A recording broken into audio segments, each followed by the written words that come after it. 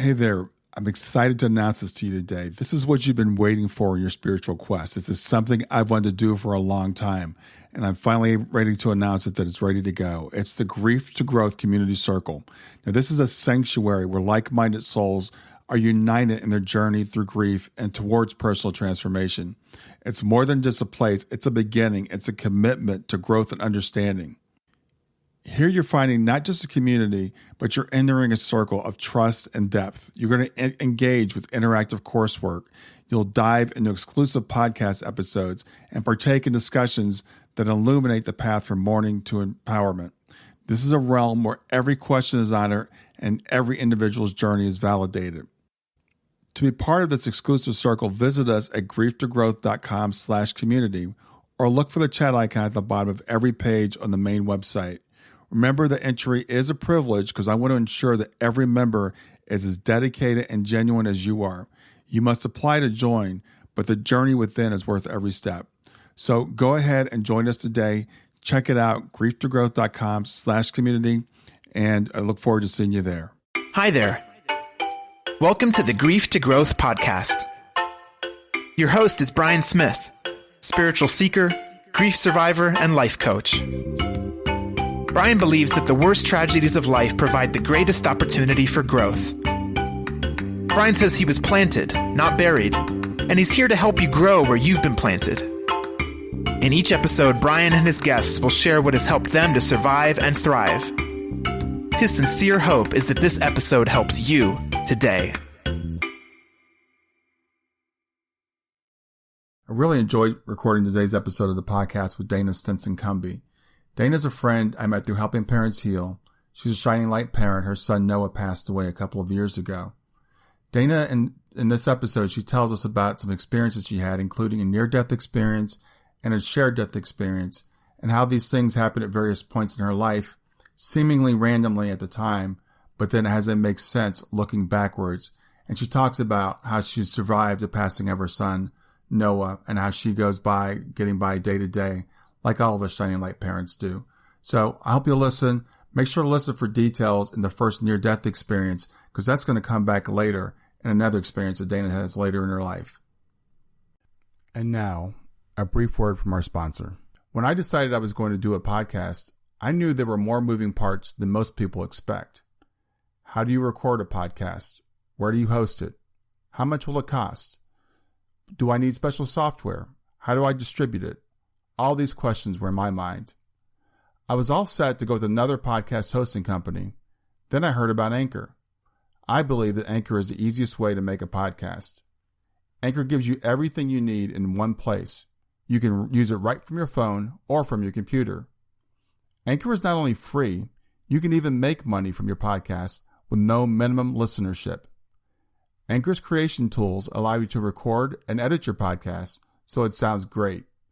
They'll even distribute your podcast for you so it can be heard everywhere: Spotify, Apple Podcasts, Google Podcasts, and many more. So download the Anchor app or go to anchor.fm to get started. That's Anchor, ANCHOR.FM as in FM radio. And now back to our episode. So, welcome everyone to a new episode of Grief to Growth. I am Brian Smith, your host, and today I have with me Dana Stinson-Cumby. And Dana is a fellow Shining Light parent. She's also a member of Helping Parents Heal. And I met Dana a while ago, I guess, through Helping Parents Heal. Yes. I did Dana's radio show, and today Dana's returning the favor and doing Grief to Growth with me. So welcome, Dana. Thanks for being here. Hello. Thank you. So, we talked about, you got a really fascinating story, and a lot of things I think we have in common, a lot of things to talk about. So, but let's start with, I think you said when you were like 12, you had a near-death experience? Yes, we had moved to a new neighborhood, and of course you can tell by the accent, I'm from the South, and this particular area was North Carolina. I'm in Georgia now. Mm-hmm. And at the time I was 12, and you know how it goes when you're 12. You're not quite a little kid, you're not quite a teenager, mm-hmm. and you're just, sorry about that, you're eager to have friends, have friendships. And at the time, I had met these girls that were 14 and 15 years old, and they were like, come spend the night with us. We're going to the movie. You know, we'll introduce you to these people. And I begged to go. And so I got to go. We did go to the movie. And later that night, they wanted to play a game, which I'm sure is probably familiar, and it may not be, to a lot of parents, called the pass out game. Yeah, I've heard that. I thought that was a pretty recent thing, though. No. Oh, okay. There may be different ways of doing it. Uh-huh. But at this time, you know, of course, I just was eager to fit in. And I was the smallest one there, very tiny, didn't weigh a lot. And they were like trying it with each other, and it wasn't quite working. And they were like, Dana, come here. We want you to squat down and breathe as hard and fast as you can. Basically, you're hyperventilating. Mm-hmm. And when we tell you, we want you to jump up like a frog, and we'll grab you. And what they do is they grab you around your diaphragm. Mm. You're up in the air, and they squeeze as hard as they can, and they decide when they let go. Wow. And basically, you pass out. Mm-hmm. And you pass out, and that's the goal, for you to pass out. So the next day, they did it quite a few times, and I was the main guinea pig because I was the easiest. The last time they did it, the neighborhood I lived in, and we used to call it the poor man section, but I mean, we were middle class, but we lived in the area of the neighborhood. It was a country club neighborhood, but we lived on the end where it was the lower end housing where people could afford it. Mm-hmm. If that makes sense. Yes. The other end were the rich people. Mm-hmm. So we thought it was cool to go on the golf course and play, and we'd get the golf balls that were lost, clean them up, resell them. But we went and played on the golf course and played the pass out game one more time.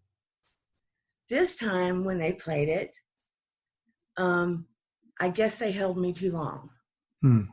Because the next thing I know is I'm looking down on them, shaking me, but I didn't know it was me. Oh, wow. I could see them shaking and yelling and crying. And I'm like, what are they doing? What's going on here? You know, who are they doing this to? And then I saw me. Wow. And then the next thing I know, before I could have any anxiety about it, I could see just the sky and I'm moving further and further away from seeing them do this.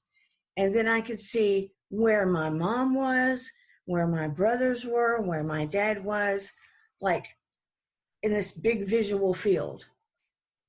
Where my house was, it was like I was getting to view where everybody was. And as I got to see where everybody was and what was going on, I was moving further and further away. And the feeling was sort of like a vacuum. Like you're being pulled away. Yeah, like you're getting sucked away. But it was like I was wondering inside where my family was. Because you're kind of like, you almost didn't get a chance to be scared, but you're like, I guess the child in me was like, where's mom? Where's dad? You know, where is everybody? Yeah. And so as I'm getting sucked away, and I guess it is a tunnel feeling, but I wouldn't necessarily call it a tunnel. I can see why people would call it that, because that feeling of being sucked would give you the illusion of tunnel now as an adult, reflecting back, because I haven't forgotten any detail of that all of these years. Wow. That's what makes me know now that it was real, because things that happened last week I can't tell you. Right. Every nuance of that I can still remember. So as I'm going further and further away, it's getting brighter and brighter and brighter and brighter and brighter. And I can't believe I wasn't scared. And as it gets so brilliantly bright, and I know one speaker confirmed this for me, and I can't remember who it was. It was so brilliantly bright, blindingly bright, but it didn't hurt. Yeah, that's what I've heard. You can still see everything, but it's the brightest bright that's indescribable. Mm-hmm. And I did not see God per se. Mm-hmm. And I'm my choice to call him her God. Mm-hmm. Yeah. I felt God. I felt God bigger than everything. Mm-hmm.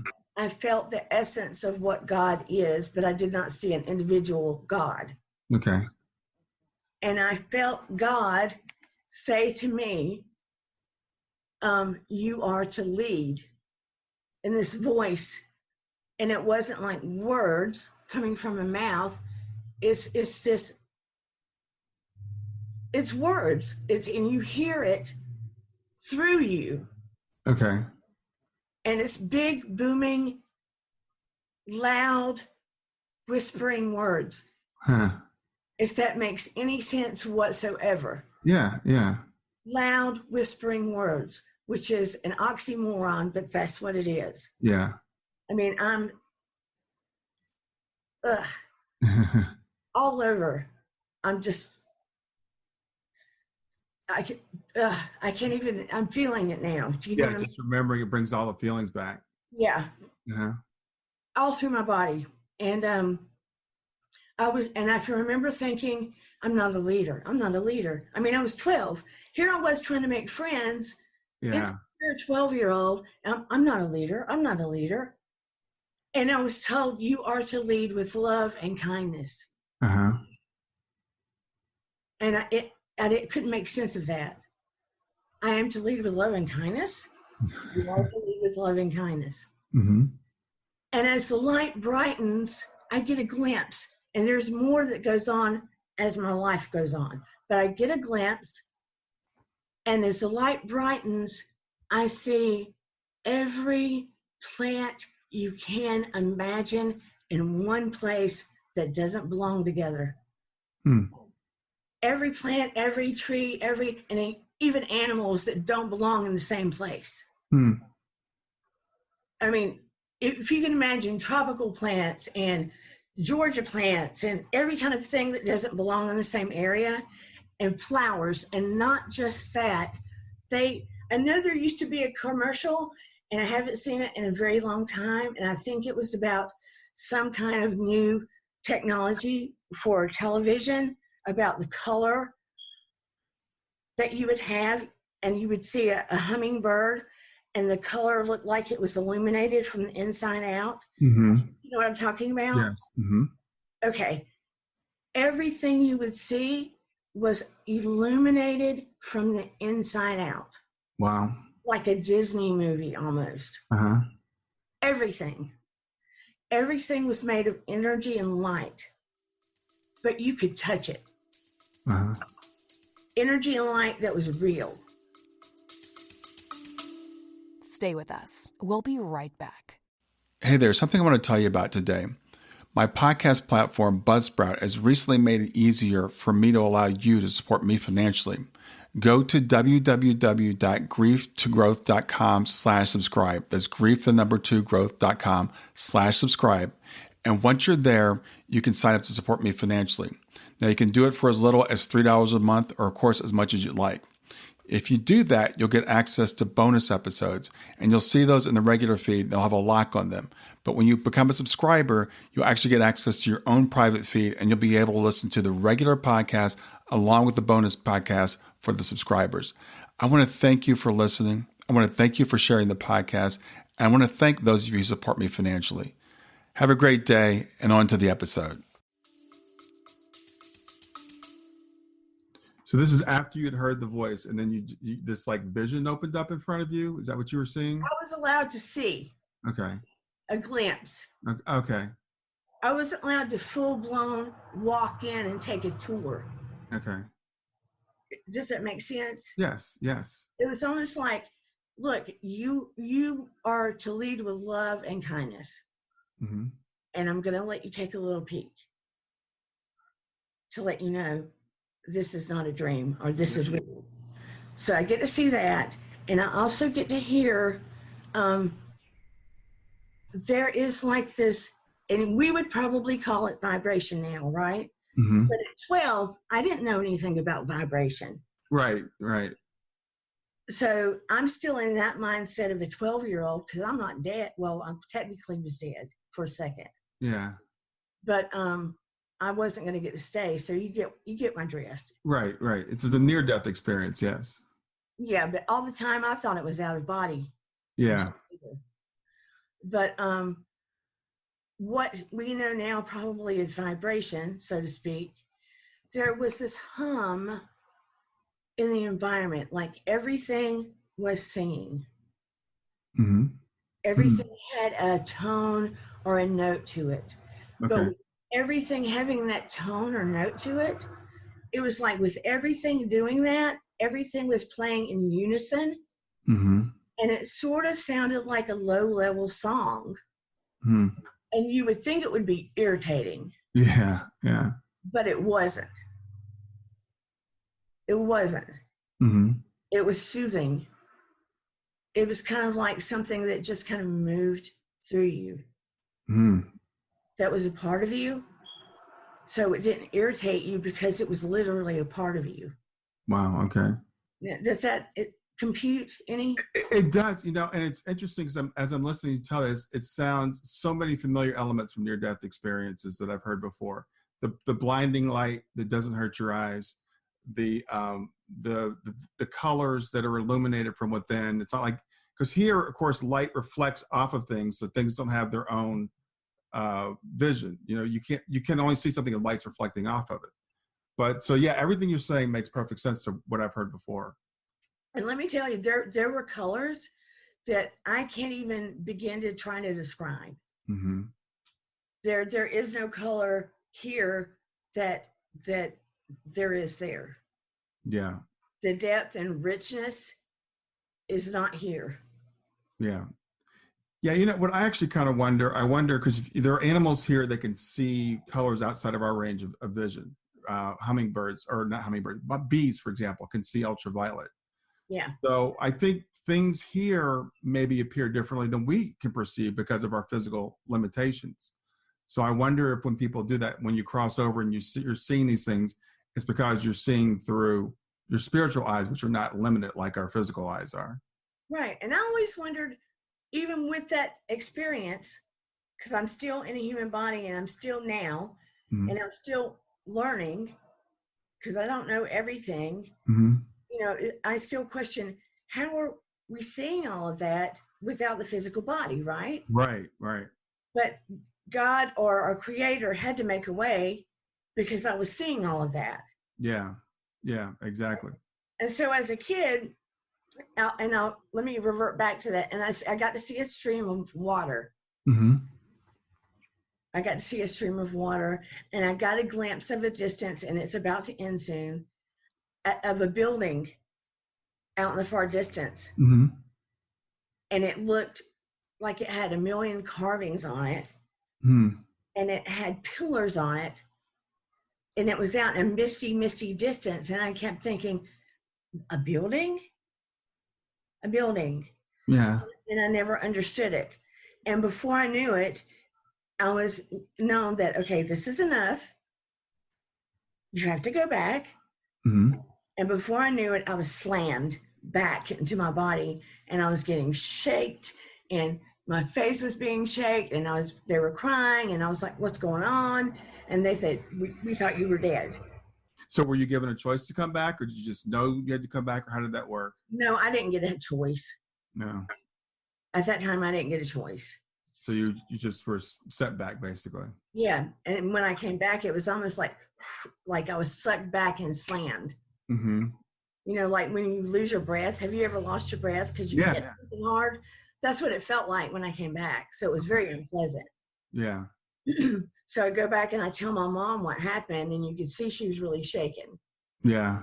And part of her believes, but because of the staunch Christian teachings, part of her was keep your mouth shut, don't go and play with them anymore. Yeah. And don't talk about this to anybody. Well, it's interesting you bring up the staunch Christians teaching, because I was brought up in that same tradition, same background, staunch Christians teaching, right? So we're taught that Jesus is preparing a place for us in heaven, that we're all, when we die, we're going to go to heaven. But when you talk to someone about a near-death experience and you say, I've actually been to heaven, then they shut that down. They say, don't talk about this. Right. And like it's a sin, like it's evil to talk about it, like it's something of the devil, and then you feel ashamed, and it's awful. Yeah. And you're diminished for it, and it's terrible. And then when you're a kid, you're made to feel, I don't even know how to explain it, almost dirty. Yeah. So I said, did you talk about it after that, or did you just not talk about it at all? I tried to talk to my mom again, and she was just so freaked out. Mm-hmm. And then I tried to talk to my dad about it, and he just said that he was sorry that it happened. He was a little more open. Mm-hmm. He knew for some reason that I was a little more sensitive to things. He couldn't really help me. And he was the one that guided me to the library. Oh, okay. So I went to the library, and, this is before computers and stuff. Mm-hmm. And I found, and I don't even know how or why I found it. Because again, at the time I thought, and I didn't even know how to express out of body. Okay. Didn't know anything about those. So, but I ended up, and Lord help me how I did, with a book called Life After Life. Wow. Okay. 12 years old, my mom and the boys were at a YMCA baseball game, and the library was close by. So I go and end up with that book by Raymond Moody. Wow. Okay. 12 years old. That's a little deep, I think. So did you go to the spirituality section? I mean, how did you come across that book? I have no earthly idea. Yeah, that's weird. Yeah. At 12, back, in that day, before computers. So, I mean, it stuck with me. And again, we were in North Carolina, and it kind of gave me an aha moment. So you checked out the book and read it, I assume? Yeah, I read it a couple of times. Okay. And made notes. Yeah. Because it started speaking to me about what probably happened. So you were like, okay, so this is what happened to me. Yeah. Okay. Because somebody needed to help me make sense. Because I was sort of scared to death. Yeah. Because, because I explained to Mom what I saw them doing. Mm-hmm. That's what really terrified her. Because you explained to your mother that when you were out of your body, you explained what she was doing. And what my brothers were doing and what my dad was doing. So she had evidence that you had this experience. Yeah. Okay. So there was no way to say, you're just making it up, or you passed out, or you had a bad dream. She was just like, that could have killed you. Yeah. Yeah. Don't ever do that again, Well, yeah. So fast forward years into college, mm-hmm. We moved to Georgia. And I had changed my major from dance and journalism to psychology. Okay. And I moved to a university, and I was in psychology, and there was a class in psych that said staff, that it was taught by staff. Okay. And it was called, oddly enough, Psychology in the Brain. Mm-hmm. Don't know why they named it that, but I was like, okay, we'll see what this is about. So I sign up, and I go in this class, and there's two professors leading the class, and it is Raymond Moody, and it's William Roll. Wow. Do you know who he is? I don't know who William Roll is now. Okay, William Roll is one of the profound researchers in parapsychology. Okay. And we all know who Raymond Moody is. Yeah, yeah. So I had a long talk with him about reading his book and what had happened. Mm-hmm. And he said to me, you did not have an out-of-body experience. You had a near-death experience. And in order for you to have had that happen with the pass-out game, your heart had to have stopped. Wow. Because from what the girls said, I was out of it for a good 4 minutes. Oh, wow, that long? Yeah. Wow, okay. So anyway, the pieces started coming together, because what are the odds? Yeah, this is the thing that's fascinating me, Dana. I just want to take a moment and pause here, because I love interviewing people and hearing their stories, because they just can't be coincidences, right? I mean, you have this experience at the age of 12. Your father leaves you at the library. You're a 12-year-old.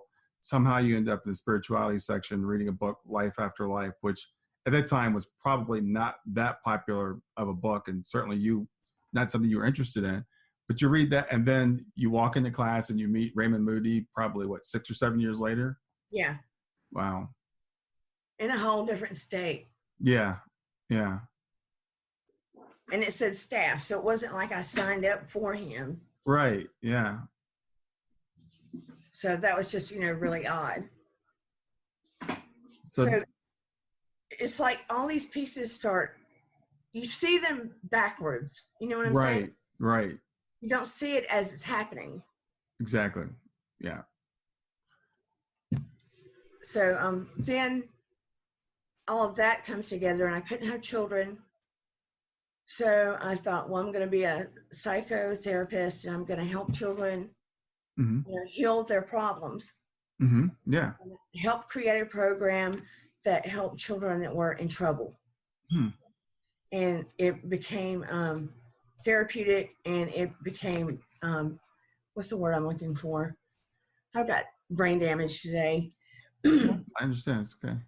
Anyway, it became effective, and it still is going on now.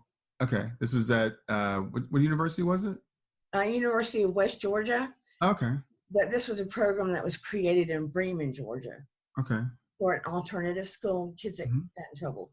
Mm-hmm. So anyway, long story short, all of a sudden, I was in a graduate program. It was a final test. And we took a break. And I'm having a snack, and we're taking a break. And I hear a voice. And I think, I'm cracking up. I'm tired. I haven't had sleep, not enough coffee. And I hear a voice that says, a child is coming. What? And then I hear it again, a child is coming. And I'm like, oh, Dana, you need to go to therapy. You are burnout. Yeah. And because I tried to have children for like 9 years. Oh, wow. Okay. Had been through, all kinds of infertility. And then I heard, he will be special. And I'm thinking, all kids are special, right? Yeah, yeah. And then I heard, he will be special in a medical way. Oh. And then I thought, Down syndrome. Yeah.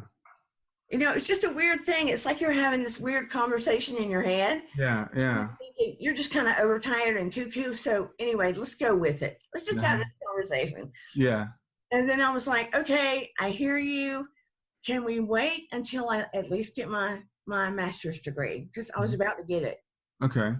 And come to find out, and I know this sounds insane, mind you, but I conceived Noah, my child that I lost recently, the night I got my master's degree. Oh, wow. Okay. I know for a fact because I had to keep charts and stuff. Oh, because of the infertility, yeah. Yeah. Okay. And he was born early. And one thing and two, and he was born almost 10 weeks early. I don't know if you saw the poem that I wrote him. I wrote him a poem. Yeah. The day after he was supposed to be born. He was supposed to be born September 12th. Right. I wrote him the poem September 13th. He was born July the 8th. Okay. He passed away September 12th. Wow. Yeah. The day that he was supposed to be born. Yeah. Yeah. He was, how old was when he passed? He was 20? 21. 21. Okay. But he looked like he was about 7 or 8. Yeah. So tell us about Noah. Noah was born about 10 weeks early. He had, I don't think they could ever truly pin it down, but he had atypical septo-optic dysplasia. It affected the corpus callosum, which, sends messages from one side of the brain to the other. Okay. It was a little thin, which affected, I think the rate of when the messages were sent. It affected his vision to some degree. It affected the hypopituitarianism in his body. So I think that had to do with the age of which the rate at which he aged. Mm-hmm. And it affected all the hormones in his body. Okay. So he had sleep disorder, temperature control problems, that kind of thing. He had seizures, but they were basically mild. He got to where he had to have a feeding tube. Okay. And he rarely ever cried. And he had a real even temperament. He got jokes. Oh, really? Oh, yeah. Okay. He had anyone, I know this sounds crazy, that ever got to know him and would just, he wanted to touch people. Okay. Whether it was their arm or their hand or their face. Mm-hmm. And anyone that would take the time to like touch him would feel a sense of ease. Oh, really? Okay. And calm and peace. And even if they were like all high strung and hyped up, and they would fall in love with him. I mean, it was like, how could you not, you know? Yeah. He just had that effect on people. Yeah. And we would always call him like an earthbound angel. Yeah. Because he was just this source of peace and love. And he was like an earthbound angel. Yeah. And people would look and feel sorry for us and look like it was such a burden because we had to turn our life around because he couldn't walk and do a million things for himself. Yeah. What they didn't get was he was he was the hub of what turned our wheel. Yes. Yeah. Yeah, I think we have some people listening that could probably relate to that. When we have a child or people have children like that, you're right. Sometimes people tend to feel sorry for you, but I've heard some people say that's like the biggest blessing they've ever had. Oh yeah, most definitely. Yeah. I mean, I was married before, and his birth father gave him up. And when I met my husband, he fell in love with Noah first. Before he fell in love with me. Truly. Yeah. And he adopted Noah, and this was another weird thing. They, have you heard of stork bites? I have not. No. It's like a birthmark. Okay. It looks like little pecks of red color.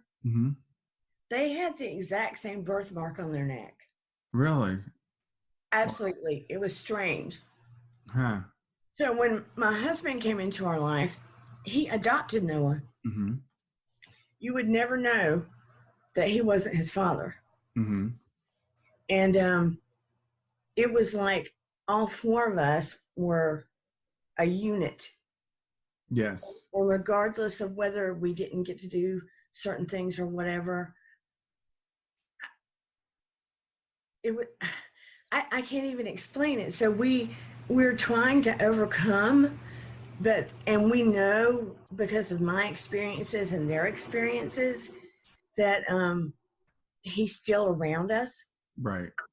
Still connected. But that pain, is still kind of ebbs and flows. Yeah, there's the human part of us, I think, and then there's the spiritual part of us. And I think as much as you and I know that our kids are still with us, as much as we feel them and we connect with them, there's still those times when the human part of us cries out for that physical presence that we miss.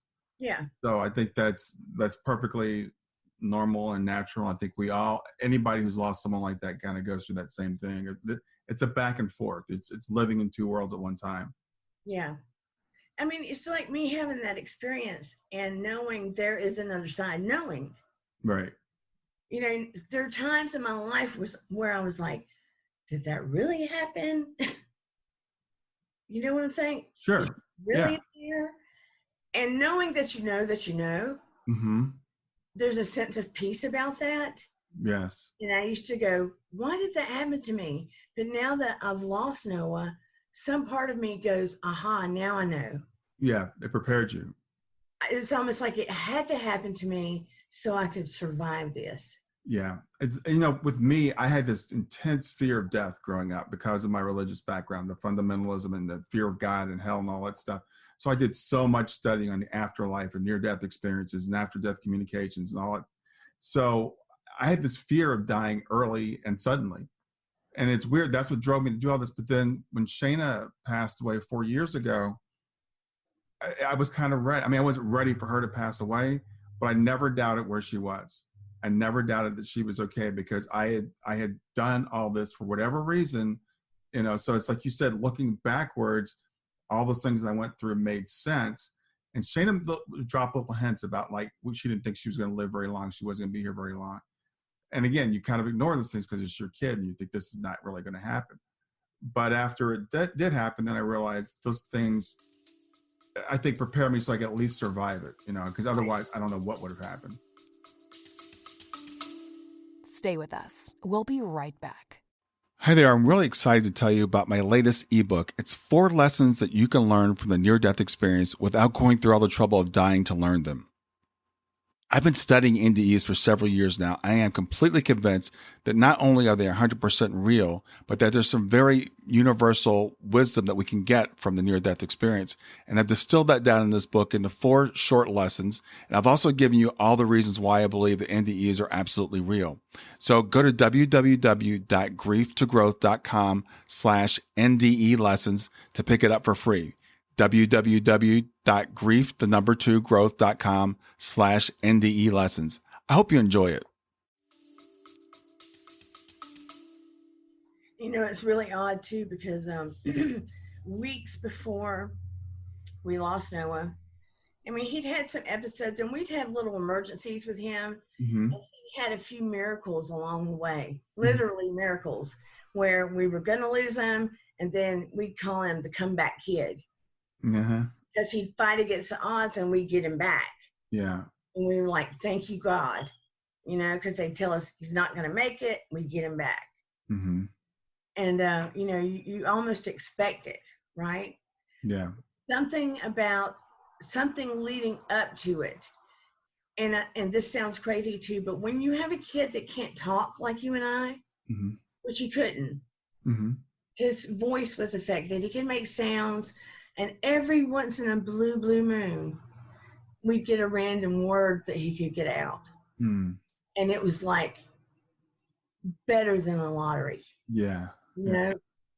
But he and I, because I was alone with him for 4 years, and maybe God prepared me in that way too, it was like he and I on the inside, and it's sort of like what I told you when I got that experience and it wasn't really words. Mm-hmm. It was like this loud whisper. He and I would talk all day long, it felt like. Yeah. You had that intuitive connection. Without the words. Yeah. I could feel him. And I think he could feel me, Mm-hmm. So it wasn't like we weren't communicating. Right. Right. So weeks before he passed, I kept getting these little blips of, like I was getting warned. Yeah. Like it was coming down the road. Mm-hmm. And I was like, I'm not going there. Right. I don't want to see or hear this. Mm-hmm. Like pushing it away. Like your fear is just getting in the way. Yeah. And now I know what was happening. Yeah. You were being prepared. Yeah. I was getting forewarned and I just didn't want to hear it. Mm-hmm. And I can't deal with it. But, and I know that what still bugs me is when they came out, they were trying to get him ready and they said, do you want to come in while we're coding him? I hadn't slept in 2 days. I'm so tired. And I've worked in hospitals doing psych. Mm-hmm. I wasn't a nurse, I was psych. Right. But I knew what that was, but I was so exhausted, it didn't click. All I thought about was, I'm going to get in there to Noah. Mm-hmm. And I walk in there, and they're doing CPR and coding him, and he was gone. Mm. And I just go straight to him and start singing. Oh, yeah. Yeah. And then I say, get all the stuff off of him. I need to hold him. Yeah. So they send me out and get it all off of him, and he was still small enough He was 75 pounds for me to hold him. Yeah. And even though they said he was gone, all of a sudden I got like so calm, as though he had not gone, because I could feel him. I could feel him as though he hadn't left. I could feel him in my arms, through me, around me. I could feel him. Mm-hmm. And I didn't want to let go because he still felt here. Yeah. Not just body, him. Right. Yeah. Well, yeah, he was still here. I mean, he is still here, but his body had stopped, functioning at the time. And I really loved your question the other night when Monday night we had Gemma Deller on, the medium, and you asked, could he feel me? Could he hear me singing to him? And she said, yeah, absolutely, because I don't like to say was, he is still here. He was and is still here. So I think that he definitely knows what happened. He knows that you were there for him, of course. Thank you. Yeah. And I do have to. I don't mean to talk so much. I didn't even know I was. I guess it's nervous energy. No, this is what we're here for. But the part 2 to the sing, mm-hmm. the other side. Mm-hmm. Another one of my professors, and this was just a few years ago. Her name is Tipper Shimram, and she's been my mentor all these years and hired me to work for her institute. Mm-hmm. And she's very spiritual, from Thailand. One of my older friends that was like a second mother was dying, and she was trying to let go. She had cancer, mm-hmm. but she wasn't letting go. Mm-hmm. And so Tip called me in there and wanted me to hold her hand and sort of, they were giving her morphine and wanted me to walk in with her, basically, mm-hmm. to see why she was holding on. Okay. And I'm like, say what? What do you want me to do? She said, I want you to walk in and see why she's not letting go. Mm-hmm. You can do this. I know this probably sounds nuts. No, not to me. So I'm holding her hand, and Tip helps count me down into a meditation, and I'm holding her hand, and I go in there. And I can see her standing in that light. And she looks 30. And she was, I guess she was, at this point, 60, 62, but she looked 30. Oh, uh-huh.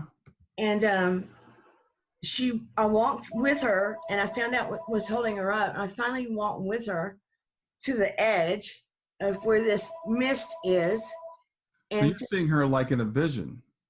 Is that, make sure I get this straight. So you're seeing her younger than she was in the body, but you're seeing her as a 30-year-old. Is that right? Yeah, and it was more than a vision. Okay. Yeah. Well, yeah. So you walked into the room, and then you were like in a scene with her. Is that what I'm hearing? They had me hold her hand. Uh-huh. They put me in a trance state. I see her in the light. Okay. Wow. Okay. I walk with her through the light to the edge of this whatever, to the edge. Mm-hmm. And I see I guess it's like a cart pull up or a coach like thing. Okay. But instead of horses, it's like these angel bodies that are made of light. That's the only thing I know to call them. Mm-hmm. Are carrying it, and it has her mom, her dad, and her stepdad in it, whom I've never met, who've been dead like forever. Mm-hmm. And they have a rose for her. Mm-hmm. She looks like she's 30, and she's got a scarf on. Okay. Wow. And so they welcome her in this coach, and it looks like these angel-like figures of light are carrying it. Mm-hmm. So they take her off, and she, out in the distance, it looks like she has created, it's like a house of light. Mm-hmm. I mean, it's 3D to her, but it's illuminated like the flowers were. Okay. Everything is touchable, but everything's illuminated, like you created it. Wow. Like we all have created whatever we need. Mm-hmm. And so that's her place. Wow. Your place would be different. Right. Right. And so I get to see that, and I see the stream, and I see the flowers, and I finally get to ask the question because they're taking her to that building that I saw when I was 12. Oh, wow. To the building you saw when you were 12. Yeah. Okay. And I find out that building is where people that don't go over like they're supposed to, so to speak, Mm-hmm. they take them there to rest and transition. So it's like a healing place. Yeah. Yeah. Yeah. Like if it didn't go down well, Yeah. you get to, it's like a spa, so to speak. Mm-hmm. You go there and rest and sort of transition to where you're ready to be where you're supposed to be. Yeah. I've heard several people talk about places like that. And earlier I just interrupted you for a second. You talked about this, seeing this woman cross. It's called Shared Crossing, which I know you know. And Yeah, there's actually a project called the Shared Crossing Project run by a guy named William Peters that helps people to experience shared crossings. So, you've had both a near-death experiences, which is where you cross yourself, but also a shared crossing, which I think is less common, but it does happen.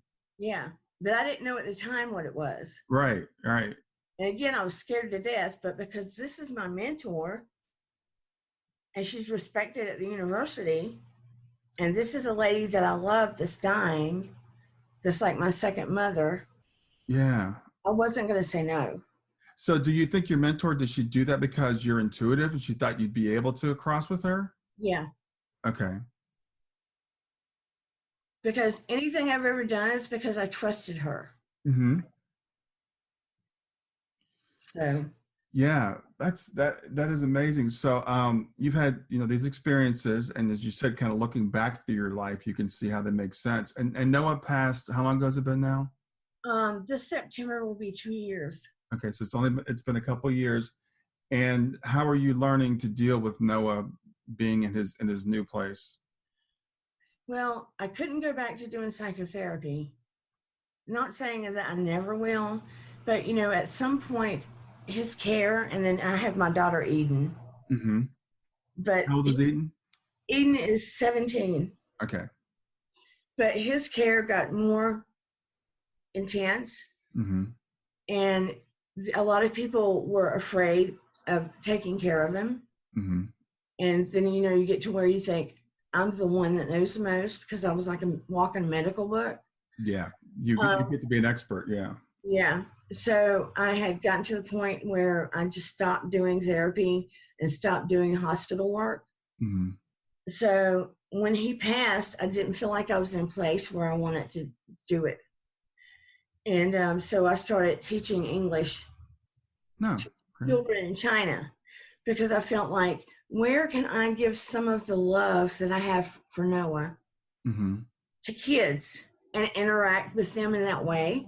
Okay. Because I could still interact with him even though he was 21 because of some of his limitations, like a kid. Yeah. And I needed it. Yeah. I just needed it, So that's why it's like a classroom right here. Oh, okay. So that's what that is. So you teach children in China English over the internet? Yeah. Wow. Okay. So this is like one of those folding, the separators. Uh-huh. And I just turn it into a mock classroom. Okay. So it's not a real room. It's just a piece of Yeah, just a partition. Yeah. Yeah. So I do that, and I still have people that I used to do therapy with or spiritual work with mm-hmm. that will call me and say, can I talk to you? Mm-hmm. So I do some of that, but, and then, swim or exercise or meditate or read or whatever I can. Sometimes I go out in the pool and I yell at the sky. Yeah. Whatever it takes. Like it was Noah's birthday, and I baked a cake and we talked to Noah. Right. Right. And I light a candle in front of Noah's picture every day, every night. Yeah. Keep him in your life. Yeah. We haven't been able to take everything out of his room. I haven't been able to do it yet. Yes. So I go in there every night, and a lady made a bear out of one of his shirts. Mm-hmm. And I go in there every night and kiss him goodnight. Yeah. And tell Noah goodnight. Mm-hmm. It's interesting when we have kids cross, some people say you need to let them go and it's unhealthy to do that. I totally disagree with that. I think it's just the opposite. I do the same thing with Shayna. I have a big pictures of her all over the place. She's on my lock screen on my phone. She's my screensaver on my computer. We've got pictures in the house. And I keep her as part of my life. I want her to be part of my life until the time that I cross to be with her. Yeah. That's ridiculous. I mean, they're a piece of us. I mean, it's when I lost my dad, it broke my heart. Mm-hmm. But I feel this invisible silver cord, mm-hmm. like a balloon, still attached to Noah. Mm-hmm. You said I just got goosebumps. I completely know what you're talking about. And I can feel him every day. Mm-hmm. And like the other day, like the feathers, the other day I'm sitting in my screen porch. Closed in screen porch. Mm-hmm. I'm doing feedback for my kids in the class, and my dog is walking around, my English bulldog, mm-hmm. and I'll look down, and he's over here, and I'll look down to my foot to the right, under my foot, mind you, and it's in there, is a feather, and it's not dirty, it's clean, mm-hmm. it's real fluffy white here, and it's a light tan here, right mm-hmm. under my foot. Yeah. What are the odds, right? Yeah. And on his birthday night, after we got through talking about him, and we had the thing with Emma. Her name's Emma, right? Gemma, yes. Gemma. Mm-hmm. Twice, and it's probably in the video, twice I got my head touched. Uh-huh. While we were talking. Yeah. So, I mean, things happen all the time. Yeah. Yeah, they definitely send us signs. If we're open to them, they will send us signs for sure. Now, there's one other experience that you mentioned in the notes that you had sent to me earlier. You said there was an experience in the emergency room with seeing your father when Noah was passing. Yeah, I didn't want to. They had me sitting outside the room mm-hmm. in the actual emergency center, and I'm sitting there, and my dad had passed. He passed away 4 years ago. And we were really close. Mm-hmm. And I'm looking to the left down the hallway a little bit, and I see this man turn towards me, and he's just looking at me and staring at me in the eye, and exactly like my dad. I mean, to the T like my dad. Mm-hmm. And I'm like, my dad's here. And I'm talking to this nurse, and I'm like, my dad's here. Mm-hmm. And she goes, well, do you need to go talk to him? And I said, no, I need a hug. Mm-hmm. And she goes, well, go get a hug from your dad. I'm sure that he'll come here and support you. Mm-hmm. I'm like, my dad's dead. Oh, wow. And I know she thought I was crackers. Mm-hmm. Or she probably thought I was overtired. And she just looked at me, and she just smiled and patted me on the shoulder. Yeah, of course. And I'm looking again, and he's still standing there. And I'm thinking to myself, my dad has come to get Noah. Yeah. And then part of me is like relieved my dad's there, and then part of me is scared to death, and I'm like, no, I don't want you to come get him. Yeah. Yeah. Well, you heard Gemma the other night, someone asked, she said, was my daughter ready to transition? I don't think she was ready to die. Use a common word, I guess. And she said she looked scared and she looked surprised. And she asked Gemma, the medium that was speaking to us the other night, she said, was she not ready? And so Gemma said, no, it wasn't that she wasn't ready. And you didn't see fear on it. What you saw was surprise, because she saw a maternal figure coming to get her. And I think at that time, her eyes had been open, and she saw, across the veil, and she saw the person coming to get her, and she was surprised to see him. Just like you have this ability, it seems like, to see across the veil periodically. It's thin, it's pretty thin, I think, but some people have the ability to kind of see through it. And there have been times when you've been able to see through it. So you probably saw, or not probably, you saw your father coming to get Noah. Yeah. Sometimes you wish you couldn't. Yeah. Yeah. Yeah. I guess we all want what we don't have, right? Because I've never had an experience like that. So I don't No, I've never had a near-death experience. I've never seen, I've had lots and lots of signs. I've had, fantastic medium readings, but I know there's a maybe a burden, I guess, that comes with that also. I don't know. Yeah. Because, I mean, you don't always get what you want, and you can't just knock on a door and say, hey, can I speak to so-and-so? Right.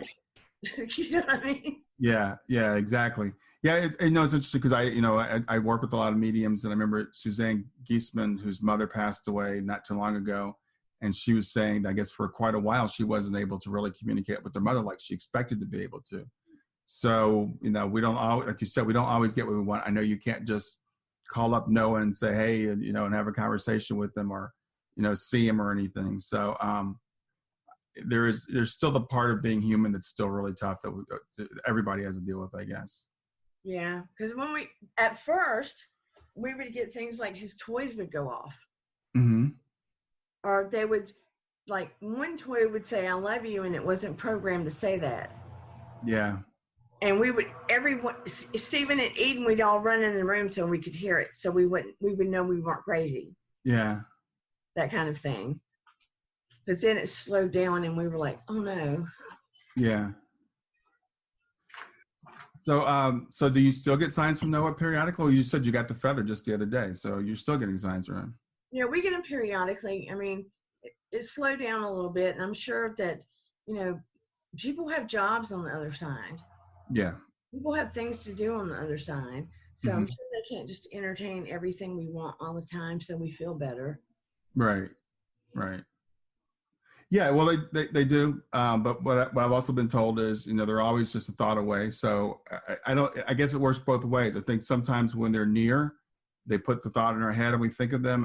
Another way it also works is when we think of them, I guess they come near. Yeah. So I think they're not with us every day. They're not with us all day long every day. Just like they wouldn't be, if they were here, physically. Right. I mean, I don't want to drive anybody crazy. What if we did that to our wife or our kid here? Yeah. 24/7.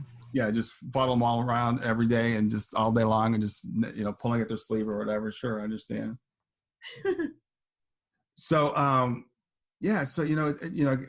really wanted this conversation with you because I like what you said earlier about, we can't see how things are looking forward. We have to get some distance on things. And I think our life does make sense looking backward. I actually saw a quote from Anita Morjani this morning saying that when we cross back over, we get to see our whole life like at one time, and we get to make sense of everything that happened, that, both what we call the good and what we call the bad. And the thing is, I think about being a human being and being in this life is where faith comes in is having faith that that's going to happen, that it'll all make sense, at some point, even the things that we think were really bad while we were here. And I think that, when it first happened, you want to be mad and upset, or I did. I wanted to be mad and upset and be like, why did you give me him to take him away? Yeah. But then I thought, I better keep my faith. Because that's the only thing that lets me know I'll get to see him again. So tell me about your faith, because you said you were raised in a traditional Christian background. Well, basically, it wasn't go to church every week, but that's what was preached within the household, so to speak. Yeah. Well, I know your family has some issues with your faith as it is today, and mine does too. My family just basically ignores me, so they just think I'm crazy, which is fine. But so how did you bridge from the faith of your family to what it is that you? I had to use the word believe, because I think we know it's not even we don't believe. We're not taking things on faith. We're going by evidence. So how did you bridge those two? A lot of it helped me, to be honest, when I went to university and I met some of the professors that I was with, because I chose to believe some family members, and at first that apparently I had to have issues. Mm-hmm. to believe some of the experiences I had. Mm-hmm. And that maybe I didn't need to be in the psych department. Maybe I had psych issues. Yeah. And when you do go into psychology, you do have to go into therapy, A, to deal with your own issues, and B, so you don't project your own issues into potential clients that you see. Okay. So, it makes sense. Yeah. But I went into there ready to beat myself up and saying, I think I have some deep psychological problems. Mm-hmm. I had flipped the switch Mm-hmm. from going, oh, this is God and this is wonderful, to, I think I'm really messed up. Yeah. And I was finally told that, no, you're not really messed up. You have had some deep spiritual experiences. Yeah. And when I got that support and they showed me scientific basis along with spiritual basis, and I had that scientific foundation along with it, Right. I was like, oh, I'm okay. So is this Dr. Roller or Dr. Moody or? All of them. Okay. I mean, many of them. Yeah. So when it was one after another, and it was Tip Schumer as well, I was like, wow, scientific meets religion meets spiritual. And if I can meld those together and help other people, then wow, what an eye-opening experience. Let's crack this thing open. Well, that's really interesting that you even had that experience, because most people in psychology are atheists. They're materialists, and they say there's no place in spirituality, or no place for spirituality in that. So the fact that you were surrounded by those people that basically reinforced, I guess, or validated your own experience. And it's amazing how we as human beings can be talked out of our own personal experiences, right? Right. You see something, you hear something, you feel something that changes your life, and people say, no, that's just the function of a oxygen deprived brain, for example, which a lot of people say. But, I come back to, and your experience when you were 12 was veridical. It was evidential. You saw what your parents were doing. You saw what your siblings were doing. So and what the girls were doing to try to revive me. Yeah. Yeah. And there are so many cases like this. So I hear people say, oh, there's no evidence of any of this stuff. And I'm like, it's just a dying brain. I'm like, explain how the dying brain can see when your eyes are closed and can see things that are happening, miles away sometimes, hear conversations going on down the hall. But people deny it's true. I mean, look at remote viewing. Mm-hmm. How do you explain that? Yeah. Yeah. The ability to sit here and see something that's happening somewhere else. And our military has used remote viewing. So they believe in it. They've actually brought in people and they use remote. I don't know if they still do. They probably still do. But our military they'll bring people in, put them in a room, and ask them to draw something that's happening thousands of miles away. And actual remote viewing is a spiritual function. Mm-hmm. It's an act of actually leaving your physical body in a way. Mm-hmm. So, I mean, it's all, you really can't separate spirituality and science. No, there is no separation. I completely agree with you. And it's, like I said, it's interesting because, people talk about the Bible, for example, and they say near-death experiences aren't real. And then I'm like, okay, well, if you read 2 Corinthians, when Paul talks about a man that went to the third heaven and saw all these wild, amazing things, and I don't know whether he was in the body or out of the body, I'm like, sounds a lot like a near-death experience to me, or on the road to Damascus when Paul saw, was blinded by a bright light and heard the voice of Jesus. That sounds really similar to the experience that you had, right? Yeah. So I think there's a lot. I think you're right. There really is no separation between the two. And even the faith that we were taught, I don't know why people arbitrarily say, well, you can't have a near-death experience. I was talking to a friend of mine, and I said, do you believe in the Bible? And he said, yeah. And I gave an example of Paul on the road to Damascus.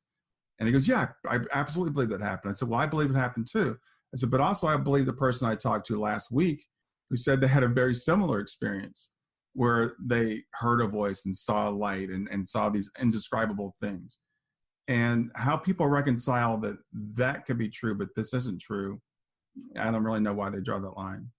And see, the thing to me too is I don't think that my experiences, or let's say Gemma or Thomas John, or a multitude of other people, and just like all of the parents that are connecting to their children, Mm-hmm. It doesn't make any of us special. Right. None of us. Yeah. We're all special. We're all part of the Creator's plan. Mm-hmm. It's just everybody is connecting in a different way because of what's going on in their own life. I think that people are given the experiences they need. And I look at near-death experiences. I've been studying them for like probably 20 years at this point. And you wonder, why do some people have them, some people don't? Why are some people's this way and some people's are another way? I think people get the experience that they need. I think they're customized and they're tailored. So I try not to say, why did Dana have this experience and I didn't? Why did Dana have a shared crossing experience and I didn't? I think you had it for the reason for you to serve the best way you can. And maybe I don't have it, so I can be more of a skeptic or whatever and can look at things in a different way. I think we get what we want, but you're right. None of us is special, but we do have different gifts and different experiences. I'm just saying it in the way, I don't mean it in a negative way. No. I mean it in a way that this person and this person and this person, because they had an experience, doesn't make them a superstar. Yeah. Yeah. You know what I'm saying? No, I do. I was having this debate with a friend of mine who's a medium, and she, I was like, it's actually both. We're all the same in one sense, but we're all also unique. Yeah.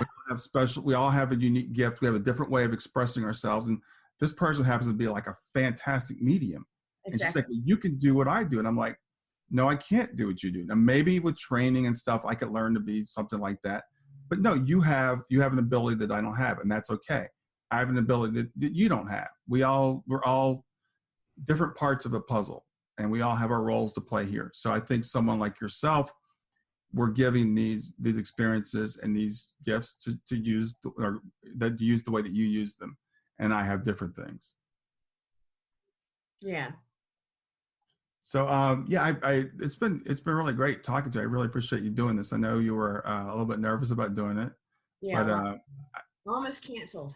Yeah. Well, I could told you I don't make you uncomfortable, but I love having these conversations and illustrating to people that, sometimes the worst things we think we're going through, I'm sure when you were going through that period of infertility, you thought you were never going to have a child,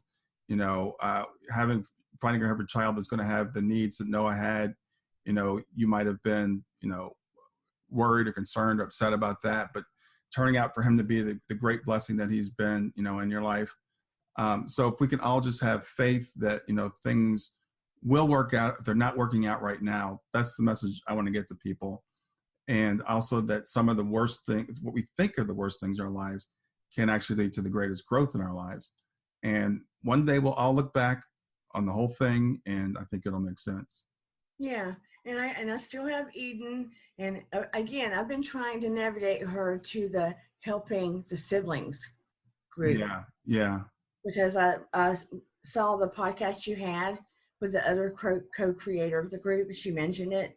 Mm-hmm, with Elizabeth. Mm-hmm. I think my daughter really needs that. So, I was talking to someone earlier today, someone I'm coaching, and we were talking about her other two daughters. Her daughter passed away. The thing about kids, especially teenagers, preteens in that age, they process things different. Well, you know this more than I do. They process things differently than we do. And our daughter, Kayla, was 18 when Shayna passed. And, she just had to do things her own way. So we're hoping helping siblings heal group will take off. And I know people are working on it. I think getting the kids to cooperate and to interact is a bit of a challenge. Yeah. I can see that. Yeah. Well, Dana, thanks. I really appreciate you doing this. Well, thank you very much. You made me feel more at ease. I appreciate it. Oh, well, you're a pro. This is what you do, right? You're with your radio program. I don't know about pro, but I appreciate it. Yeah. Yeah. All right. Well, I'll talk to you later. All right. Bye-bye. Bye. Well, that's it for another episode of Grief to Growth. This is your host, Brian Smith. Reach out to me anytime at grieftogrowth.com. That's GRIEF, growth.com. I look forward to hearing from you, and I'll be back with you with another podcast soon.